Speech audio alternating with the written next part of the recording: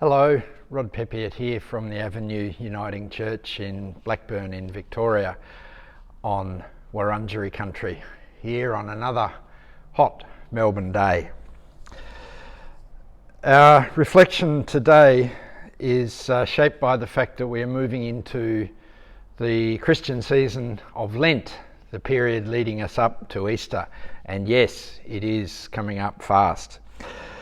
Our story that I want to address for a few minutes is from Matthew's Gospel, where we've been for the last little while. But I'm reading from a different version from what is normally used here. It's called the Lectionary Story Bible. Reading the story of Jesus in the wilderness and temptations. How can I show people how to live in God's way? Jesus wondered. He went out into the desert. He found a lonely place where he could think for a long time. Jesus didn't eat any food and drank just a little water. He felt that being hungry and thirsty might help him hear God. But for a while, Jesus didn't seem to be hearing God at all. But he began to hear an evil voice inside him. The voice talked about the wrong way to be the one chosen and sent by God, the Messiah. Look, said the voice inside Jesus, here's an easy way to be the Messiah. Turn these stones into bread. If you give people lots to eat, they will say, you are the Messiah. No, said Jesus, the scriptures have told us people need more than bread. They need God's love. Well then, said the voice, go to the top of the high temple, jump off, God will help you, you won't hurt yourself. Then everyone will say, you are the Messiah. No, said Jesus, the scriptures have told us, don't try to test God. Well then, said the voice, go to the top of a mountain. I'll show you all the hills and valleys. I'll show you all the cities and towns. You can be boss of everything if you worship me instead of God. Then everyone will say you are the Messiah. No, said Jesus. The scriptures have told us, serve only God, don't serve anyone else. Ha, said the voice. I'll get you later. Jesus was weak from not having food. He was tired from all the thinking and praying he'd done. He knew that being the Messiah would be very hard, but he felt strong inside. Jesus knew God's Spirit had been there with him in the desert, had helped him choose the right way. Now he was ready to show people how to grow in God's way.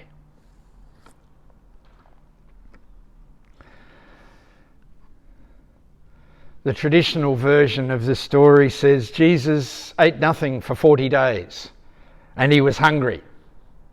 No surprise there. Two stories heard in church a week apart, and one for those following online is my last week's reflection, Jesus, the Transfiguration story. One of glorification, of worship, of standing with the big boys of Hebrew history.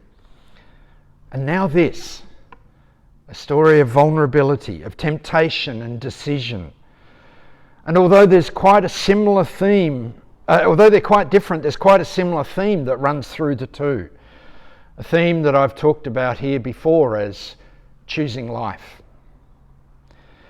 We encountered the phrase a few weeks ago in its own context. That was Moses' final address to the people of Israel as they prepared to cross the River Jordan and into their new life.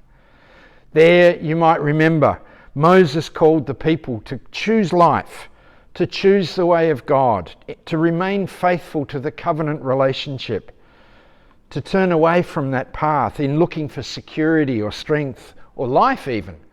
For Moses was the way of death.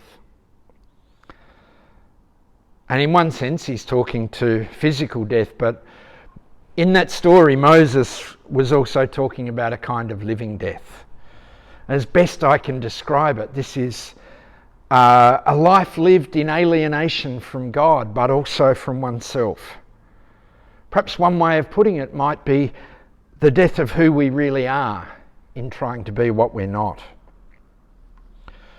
For Moses, way back then, life meant the covenant with God expressed at Sinai. I am the Lord your God who brought you out of slavery in the land of Egypt. I will be your God and you will be my people. Anything that diverted the people of his day from living within that covenant was for Moses a kind of death. And it's in that sense that the phrase choosing life speaks to the two stories of Jesus that we've read from Matthew's Gospel these last 2 weeks. The two mountaintop stories, if you like. Each story speaks its own way to the bigger story of Jesus choosing life. On the mountaintop, in the Transfiguration experience, Matthew establishes Jesus as firmly within the salvation history of his people. And more than that, he becomes one of the heroes of that salvation history, identified with Moses and Elijah and glorified in his own right. And Peter and James and John, you might remember from last week, are at the same time overawed and exhilarated by the experience. And Peter babbles on about making it a permanent site of worship. But Jesus will have none of it. Being an object of worship on a mountain away from his people is not who he is. Peter's suggestion is probably quite seductive. At very least, it promises a pleasant existence and the adulation of many. But for Jesus, it's not who he is. We talked about that last week. The way of glory and exaltation, as stunning an experience as it was, is not Jesus' way. In fact, it's the way of death to his real self, a way he quickly puts behind him. Not only does Jesus refuse to stay on the mountaintop there, but he also tells his friends not to say anything about that experience. Not yet anyway. And then we move to the story that I've just read you. I always think it's actually important to look at each of these stories in their bigger context, and we find a relationship there. That's why I've talked about the last few weeks. Then we look at this story, which is the traditional beginning for the season of Lent, the season of preparation, the season of reflection and meditation and action, echoing Jesus' road to his death on Calvary. Liturgically, it functions as a kind of how did we get here story, talking about the path in life that Jesus chose, a path which ultimately led him to the cross. And as on the mountain of Transfiguration, Jesus here is choosing life. Or perhaps more accurately, choosing what his life will be about. But in this story, Matthew makes more starkly the choices Jesus must make by telling them as an encounter between Jesus and the devil or the tempter. Now that's Matthew's language and concept. I don't necessarily use them, but I respect that that's his worldview. The story we read talked about a voice within Jesus rather than a physical person called Satan or the devil. That's okay.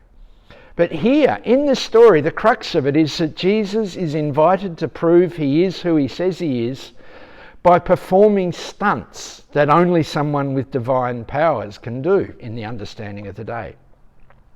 And I think that's ironic because it's in the denial of the demands that Jesus proves he is who he says he is.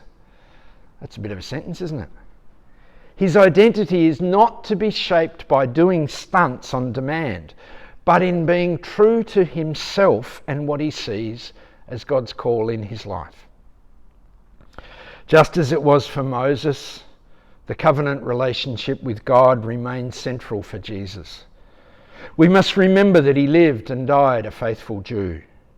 And it's no coincidence that Matthew tells of Jesus resisting the temptations by referring to the scriptures. It is written.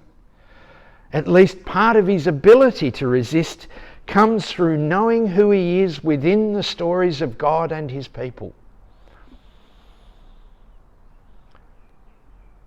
At its simplest level, the story of the temptations of Jesus has been used to sort of preach moralistic sermons about how Jesus resisted temptation, and so should we. And while that's not wrong, it's kind of shallow. Because what is at stake in this passage has more to do with the identity of Jesus and thus with the nature of faithfulness to God. For Matthew, it's a dramatic shift in the life of the carpenter from Nazareth, or former carpenter. That life is behind him now. With his new life as a public figure comes all kinds of seductive possibilities, summarised by Matthew in the extraordinary story in the wilderness. The lure of power, of real influence, of popularity and publicity. The lure of the ability to do all of the great things he wants to do for others would, I imagine, be pretty strong. Ultimately, the temptation for Jesus is to decide that the ends justify the means and that he should just go for it. But as we see, this is not for him choosing life. It's not the way he sees himself called to follow. It's not the way that will enable him to be true to himself and true to God's covenant with the people. And as the journey of Lent unfolds over the next few weeks, we'll find ourselves attending to stories of how that way played out for him, exploring its meaning for our faith and discipleship today. And it's important that we do. If we are to go on choosing life and living with a heart for life as he did and calling him Lord, it matters that we remember what that life means.